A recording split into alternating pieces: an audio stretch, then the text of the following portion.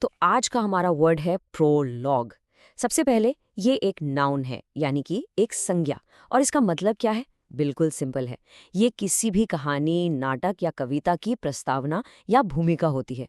समझिए, ये वो पार्ट है जो असली स्टोरी शुरू होने से ठीक पहले आता है और हमें आगे जो भी होने वाला है उसके लिए आराम से तैयार करता है। चलिए इससे एक एग्जाम्पल से समझते हैं। The play began with a prologue spoken by the main character. इसका मतलब हुआ कि नाटक एक प्रस्तावना से शुरू हुआ जो मेन कैरेक्टर ने खुद बोली थी। इमेजिन कीजिए, आप थिएटर में बैठे हैं, लाइट्स डिम होती हैं और एक कैरेक्टर स्टेज पर आकर ऑडियंस को स्टोरी का थोड़ा सा बैकग्राउंड देता है। बस उसी इंट्रोडक्टरी स्पीच को हम प्रोलॉग कहते हैं। अब एक और एग्जाम्पल देखते हैं जो खासकर किताबों से जुड़ा है। The prologue of the book sets up the entire history of the magical world. आपने कई बड़ी बड़ी फैंटेसी या हिस्टोरिकल किताबों में देखा होगा, चैप्टर 1 से पहले एक प्रोलॉग होता है। पता है क्यों? क्योंकि ये उस कहानी की पूरी दुनिया का इतिहास या जरूरी जानकारी हमें पहले ही दे देता है, ताकि जब हम असली कहानी में घुसें तो सब कुछ आसानी से समझ आ जाए। पर रुकिए, प्रोलॉग शब्द का इस्तेमाल सिर्फ किताबों या नाटकों तक ही लिमिटेड नहीं है। इसे हम किसी बड़ी घटना के लिए भी यूज कर सकते हैं।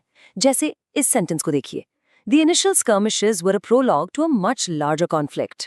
यहाँ इसका मतलब है कि शुरुआत की जो छोटी मोटी लड़ाइयाँ थी ना, वो असल में एक बहुत बड़े युद्ध की प्रस्तावना थी।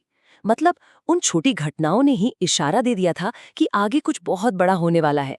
और अब देखिए, ये एक बहुत ही फेमस कोट जो महान राइटर विलियम शेक्सपियर का है, द पास्ट इज प्रोलॉग। इसका मतलब बहुत गहरा है।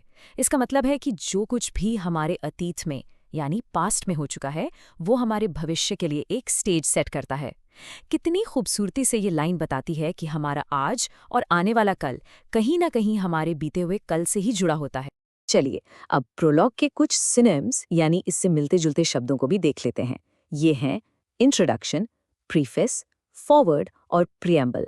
इन सभी शब्दों का मतलब थोड़े बहुत फर्क के साथ किसी न किसी तरह से शुरुआत, परिचय या भूमिका ही होता है।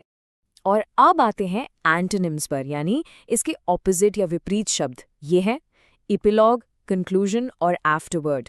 देखिए, जहां प्रोलॉग कहानी के शुरुआत में आता है, वहीं ये सारे शब्द कहानी के एंड में आते हैं। खासकर इपिलॉग जो बताता है कि स्टोरी खत्म होने के बाद कैरेक्टर्स के साथ आगे क्या हुआ।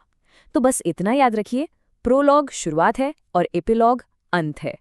बस आज के लिए इतना ही। मिलते हैं नेक्स्ट वीडियो में। Happy learning. बाय।